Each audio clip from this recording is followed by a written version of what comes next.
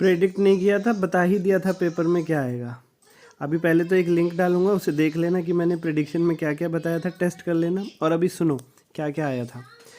मैंने आपसे कहा था इंटरनल रिको में 14 नंबर का क्वेश्चन है, फाइनेंशियल स्टेटमेंट से 6 का आएगा। एग्जैक्टली वही हुआ, एग्जैक्टली वही। फाइनेंशियल स्टेटमेंट में बताया भी था 6 नंबर का डिविडेंड बेस्ड क्वेश्चन आएगा, 6 नंबर का डिविडेंड बेस्ड क्वेश्चन ही आया है। आपसे कहा था ब्रांच के अंदर 3 मोस्ट इंपॉर्टेंट टॉपिक है, फॉरेन वाला और अपना ये लास्ट में मैंने डिपेंडेंट ब्रांच आपको बताया था, और कहा था इनके हुआ क्वेश्चन करने की जरूरत नहीं, सिंपल कर लेना। डिपेंडेंट ब्रांच से सिंपल क्वेश्चन आया था।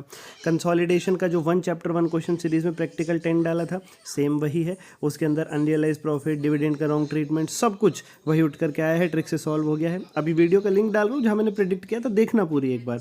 अकाउंटिंग स्टैंडर्ड 13 से कहा था सब्जेक्टिव में क्वेश्चन आएगा, बोनस और राइट इशू टेस्ट किया जाएगा, एक्जैक्टली वही हुआ।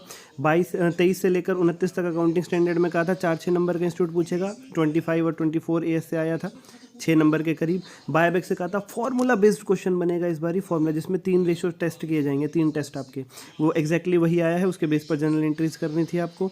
And amalgamation 1 chapter 1 question series, जिसमें जनरल एंट्रीज, लेजर, बेनिफिट सब बनवा दिए थे, वही आया था, कोई नई एडजस्टमेंट नहीं थी कैसी भी। और एमसीक्यूज के लिए जैसा एक्जैक्टली प्रेडिक्ट किया था, ये 7, 11 और 22 वहाँ से क्वेश्चन आया है, 18 से भी क्वेश्चन आया है।